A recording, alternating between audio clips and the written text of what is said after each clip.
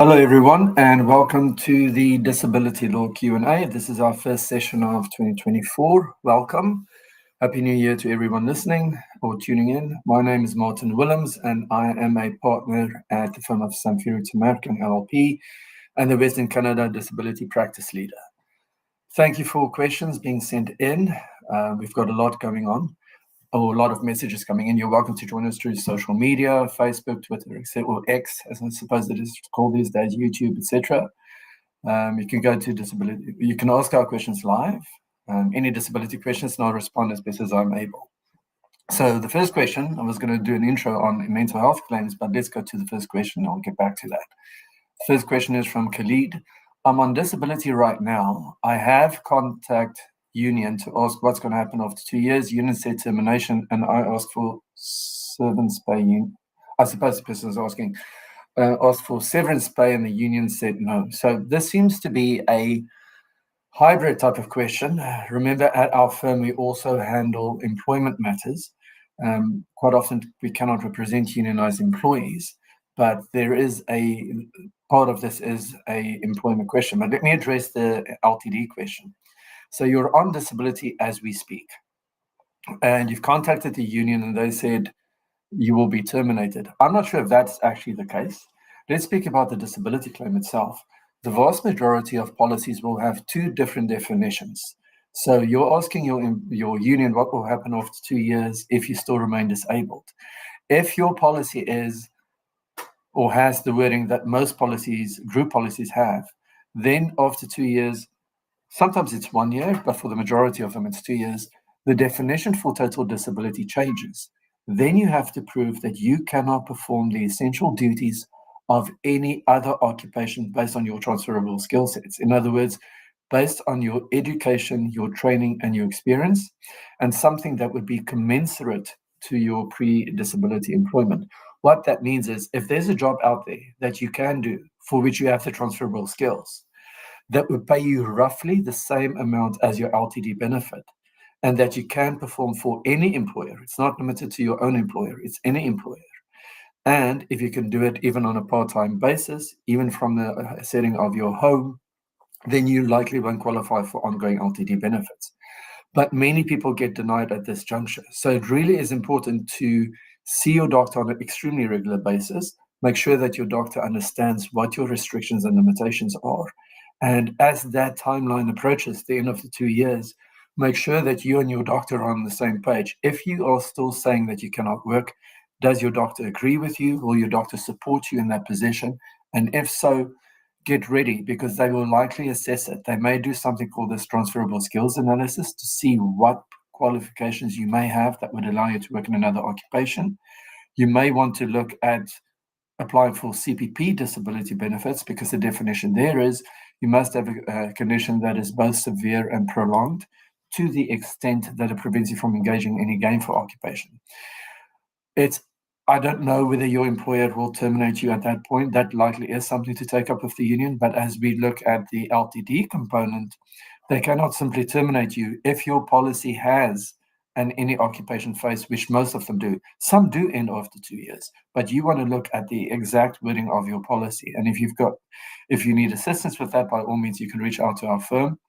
We may not be able to assist if there is to be a denial, if you're unionized and you're subject to a mandatory appeal process, but we're happy to have a discussion at least to see whether that is the position. I hope that was helpful. Next question is from Bren. Sorry, as you can see on the screen, if you want to find out more, go to disabilityrights.ca. Bren asks, what does it mean if the insurer is claiming pre-existing condition, and how can you deal with that? You know, Bren, I can spend a whole show on this issue, on this question. And it seems that's something that comes up regularly. I speak to people with pre-existing condition denials on a weekly basis. So I'm going to try and put it in as best layman terms as possible.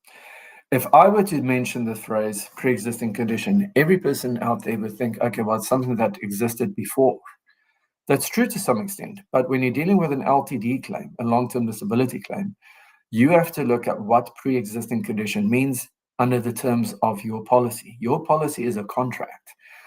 Most policies, basically all group policies, have pre-existing condition exclusions, but not all of them are defined in the same way. So I'll use an example. For basically all of them, if you have coverage on January the 1st of 2024, and you maintain that coverage throughout, and then you go off work sometime in 2025, then you've had coverage for more than a year. Then pre-existing condition should not be a consideration. Pre-existing condition exclusions are considered when the person goes off work within the first year of having coverage under the policy, which likely is the case with you. Then we want to see, what does pre-existing condition mean? Generally, it would mean if you had medical care, which is another defined term, for a condition which is directly or indirectly related to your current disability. Also, what does medical care mean? It may be, and this is depending on the language of every policy. Some policies will provide that if you sought treatment, if you received medical care as well, if you consulted a physician, if you were taking prescribed medication, or if you were prescribed medication during a defined period of time. It may be that they're going to look at the 90 days before you had coverage. It may be that they're going to see if there is any 90-day period during which you did not receive medical care from 90 days before you had coverage to the date of your disability. Others may provide that if there is a 13-week period during which you did not receive any medical care for a condition that is related directly or indirectly to your disability, then pre-existing doesn't apply. To put it in very simple terms, if that's possible, if you had anxiety and you were receiving medical treatment for it your whole life, and your coverage kicked in on January the 1st of 2024, you go off work, say October of 2024, which is within the first year. But there is a 90-day period within that timeline that you did not receive any medical care for your anxiety. Even though every other person would think it is a pre-existing condition, under the language of the policy, if the policy looks at is there any 90-day period for which you did not receive medical care, it will not be deemed to be a pre-existing condition. So for any person listening or watching, if your claim has been denied due to a pre-existing condition, it is very technical. You want to reach out to a disability lawyer. Again, my team and I look at these cases on a regular basis. We get contacted by people with pre-existing condition denials weekly. And you would want us to review the denial letter itself, the policy wording itself, and crucially, your medical evidence. Some people may have gone off work due to depression, but may have had treatment for anxiety during the pre-existing period. And the insurance company may have denied the claim based on that, which again, is anxiety and depression the same, or anxiety and depression the same thing? They may be related, but there may be an argument that you do not have a pre-existing condition. It really depends on the language of the policy, and it is extremely fact-driven to see whether it is a pre-existing condition. So if that were to happen, please reach out to us and we can review the claim with you to tell you whether there is anything that can be done. When we get involved in cases when we represent our clients, we pursue the claims through what is called a legal claim, and all communications go through us. We will try and get our clients the best compensation possible with respect to the legal claim itself, where they have the comfort of focusing on their health, their treatment, and all communications with the insurance company go through us. The client no longer deals with the insurer. In any event, Brent, I hope that was helpful, but do get in touch with us so we can review the denial letter and your personal circumstances. Excuse me. Then we have a question from Eric P. On YouTube. My insurer denied my doctor's notes on my medical restrictions without contacting them. My LTD is saying I will be cut off in March, even though CPP has approved my case. Why would I be approved for CPP but denied by my insurance? Sadly, this is a reality for many people. The insurance company is likely, if it is at the change of definition, looking at whether you've got transferable skills to work in any other occupation. Their position will be, yes, you may have been approved for CPP disability, but what Service Canada does when they adjudicate these claims is they may look at the evidence that is submitted by your doctors, but they may not have conducted their own examinations. They look at it in a different context. They don't look to see whether you're under regular care, etc. I don't necessarily agree with that position from the insurance company, because my position would also be The fact that your claim for CPP disability has been approved shows that even the federal government accepts that you have a condition that is severe and prolonged that prevents you from engaging in any gainful occupation, which is a hard thing to prove, right? So you clearly have evidence from your doctors supporting that you cannot work in any other occupation. But you're dealing with an insurance company, and they may have looked at this from a different lens. Sometimes they have their own doctors. They might call them health partners, but would be doctors that are on the payroll of the insurance company. Those doctors review files, documents. They don't have an opportunity to see you, to meet you, to even speak with you, never mind assess you. Yet they feel in the position that they can criticize the treatment, overrule your own doctor's assessments, and your doctors will have a position where they can provide an informed opinion because they see you on a regular basis. All of this goes to why would they do that? Because that is what happens a lot. Insurers often do this. They look at the language of the policy, and if there's an evidence to support from their position that you are no longer disabled, you're going to be looking at a denial. So to you, Eric, please, again, reach out to us. We will look at the denial letter itself, discuss with you what evidence you have from your doctors, and more importantly, discuss with you what your options may be it filing a legal claim or if you wanted to pursue an appeal, which is your right, but not necessarily something that we would recommend. Again, on the screen, you can see you can go to disabilityrights.ca and contact us. Just to be clear, we represent clients throughout Canada other than in Quebec and the territories. We've got offices in BC, Alberta, and Ontario. So if you've got questions for one of those provinces, by all means, please reach out to us. We have a team of lawyers who can assist in assessing your claim. Then Chrissy T asks, when appealing a denial from the insurer, what additional things should you include? Okay, sorry. An appeal process, remember this, an appeal process is documents which you are submitting to the same entity that denied your claim. It's not independent. It is the same insurer who denied your claim who is now assessing it. Not to say that that's not a right. You have a right to appeal, but do remember there's something called a limitation period that is running. Please diarize that, because the limitation period generally, depending on which province you are in, is 2 years from the date of the denial or 2 years from the date of the last payment. It really depends on the Insurance Act in your province. And the limitation period to file a lawsuit or a legal claim runs regardless of your participation in an appeal. Going back to the actual question, what documents should you submit? Generally, I tell people who I speak with that if this is something that you did want to do, you want to make sure that you submit a narrative letter from your treatment providers detailing what your restrictions and limitations are, what your functional impairment is. Diagnoses are important, but what is most important would be the functional impairment, the restrictions and limitations. For example, if you have depression, if your claim, and this is what I was going to speak about when we started the show this morning, if you have a disability claim that stems from a mental health claim like depression, you want to make sure that your doctor submits evidence to support why it is that you cannot work, other than simply saying, my patient has depression, therefore they cannot work. You have to describe what the functional impairment is.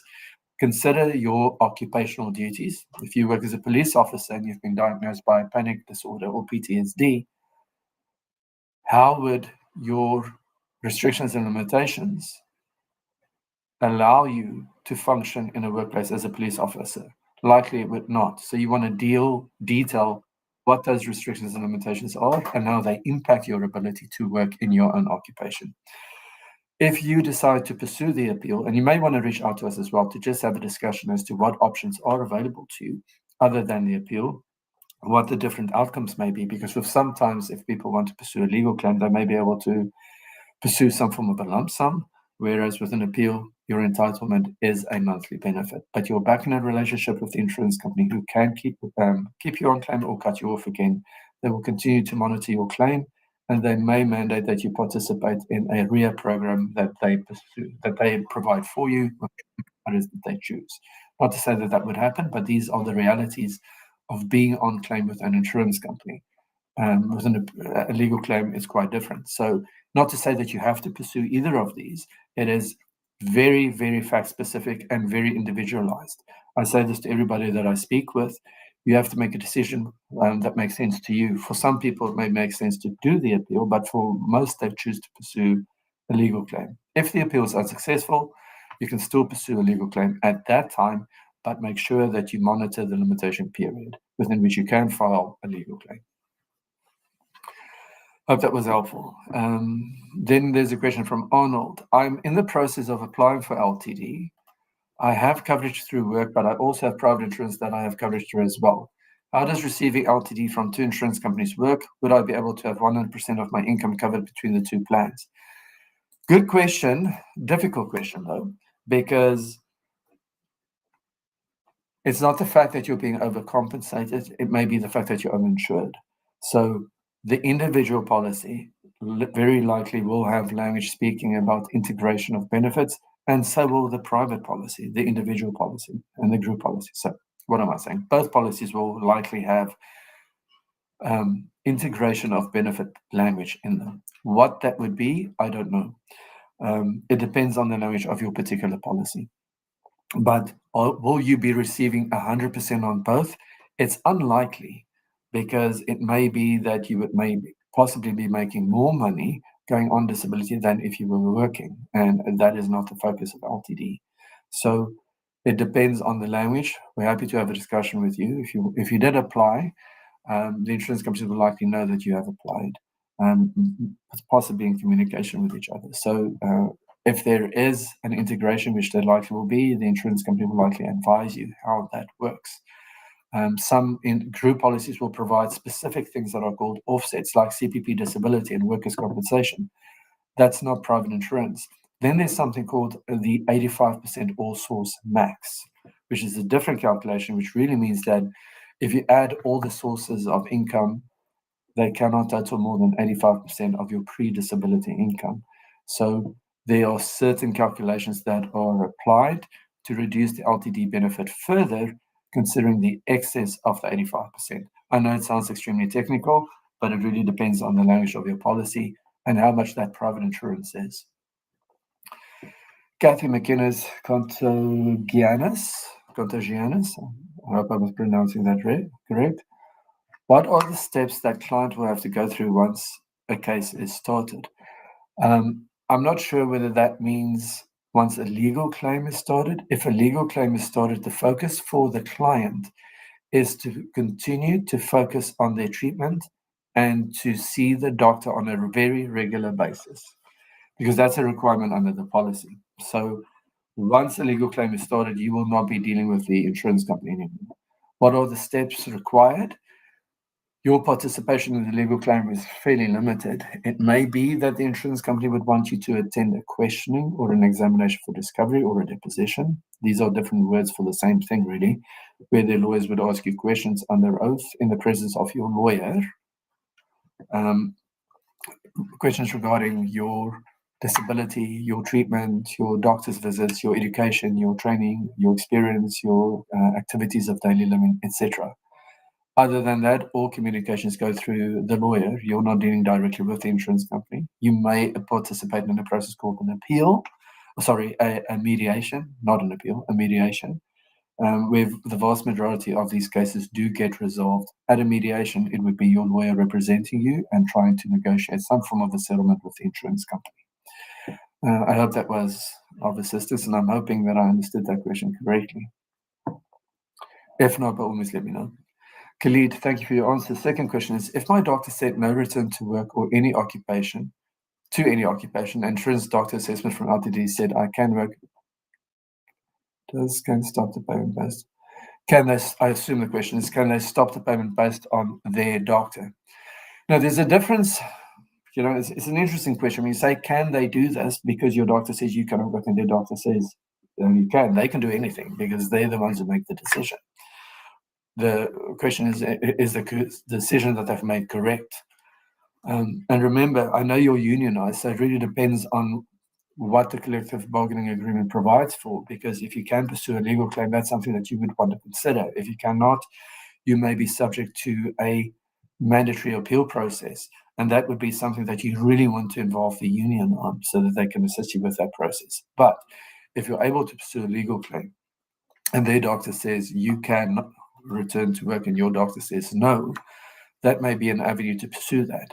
Also, make sure that if you do get the denial and their doctor says, I think, these are the reasons why you can return to work. If you cannot pursue a legal claim, take the denial letter to your doctor, have your doctor consider why they denied the claim so that your doctor can then provide a rebuttal. In other words, review the denial letter, consider the grounds for the denial, and then use that to argue why it is that their doctor is incorrect, especially if their doctor didn't have an opportunity to even see you or assess you where your doctor has.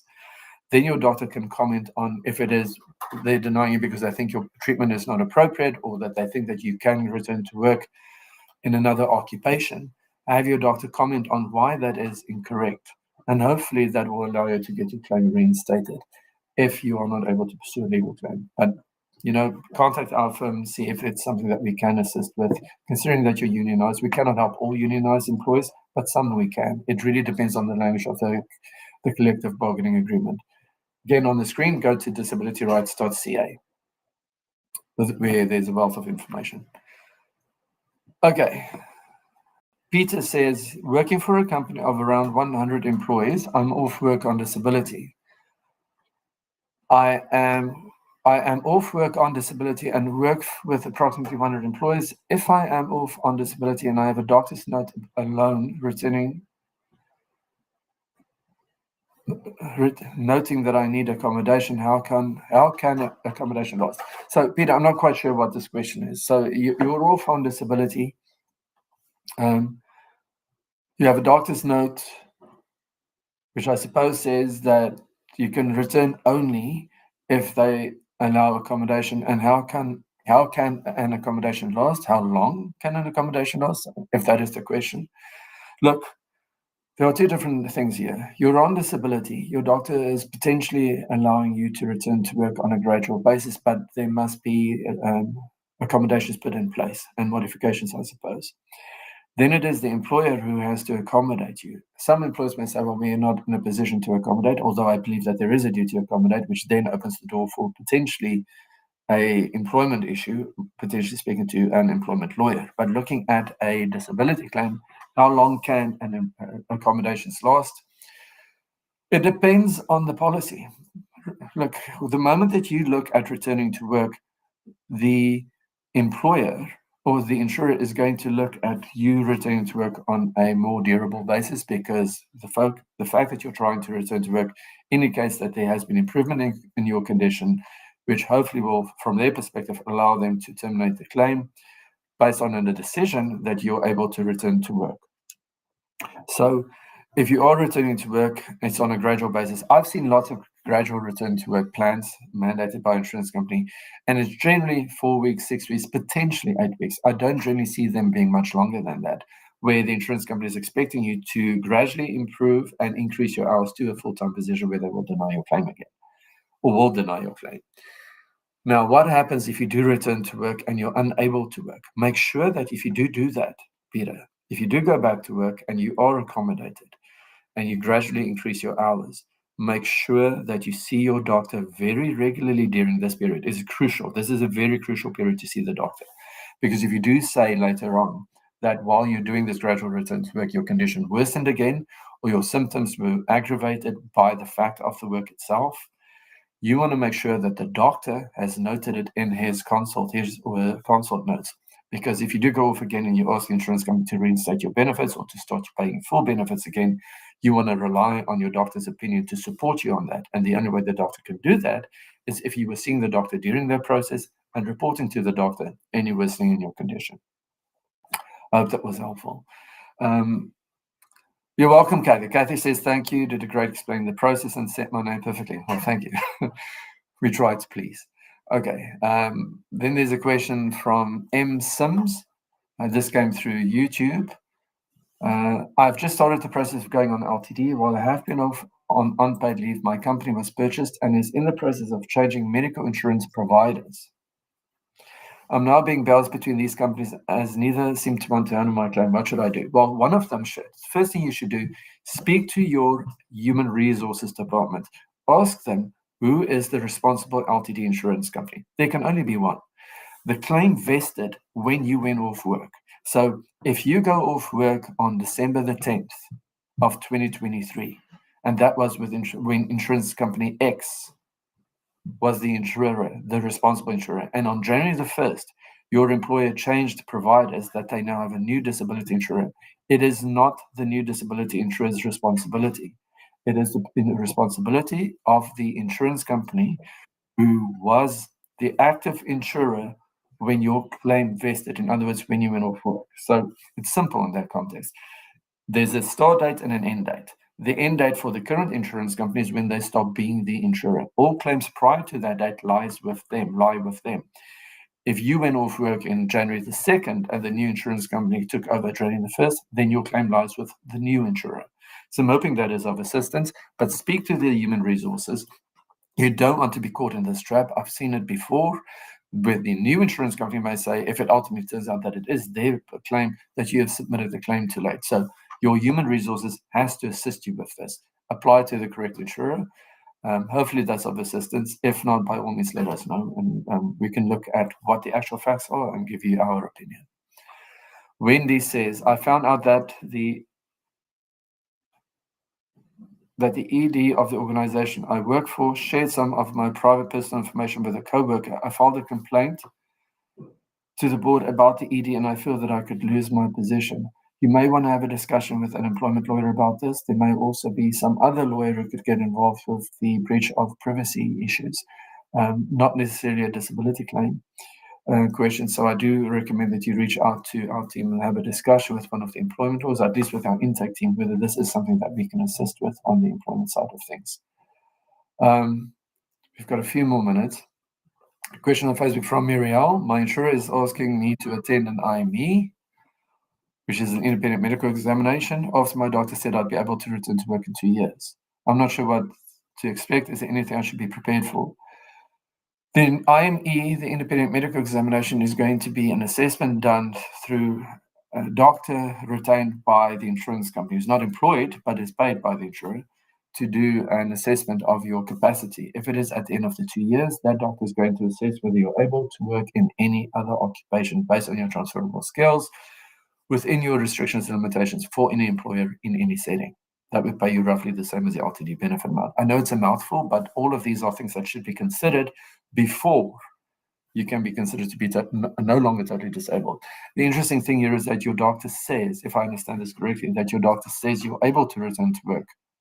Or in 2 years. Okay, my mistake. In 2 years. So you're not able to return to work at this time, but possibly in 2 years from now. It's an interesting position to take because we don't know where you will be at 2 years. If you're going to attend an IME now, make sure that you detail to this doctor your restrictions and limitations. Explain and make sure that the doctor notes down all the issues that you have that would prevent you from performing the duties of your occupation. And what you should be aware of, again, when you speak about occupation, it's not limited to your job. This is a crucial difference. Occupation means the occupation for which you are trained for which you can work for any employer. Job is limited to where you are working at now. I'm saying that in reference specifically to mental health cases as well, where there may be bullying and harassment present. You don't want to speak about just the fact that you cannot work at this location or at this job. Your focus has to be, can you perform the duties of your own occupation? So when you speak to the IME doctor, that is your focus. Your restrictions, your limitations, your diagnoses. Be honest, be straightforward, but make sure that the doctor understands why you cannot work. And if your claim were to be denied, again, you're welcome to reach out to us and discuss your circumstances. We'll review the denial letter, the policy, and your circumstances to advise you at least of your options, and you can make an informed decision. As you can see on the screen, you can go to disabilityrights.ca for more information. That brings us to the end of this session. Thank you for all the questions. There were a bunch of them. I enjoy doing this with you guys. Any questions in the future, please reach out to us. If you enjoyed the session, please, I don't know how much we could go, give a little like.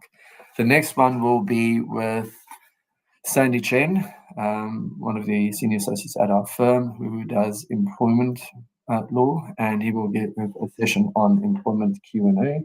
That is on Thursday of this week at 1 p.m. Pacific Standard Time. So that would be January the 18th. So please join Sandy with all your employment-related questions. Thanks for joining us, and I look forward to seeing all of you. Bye.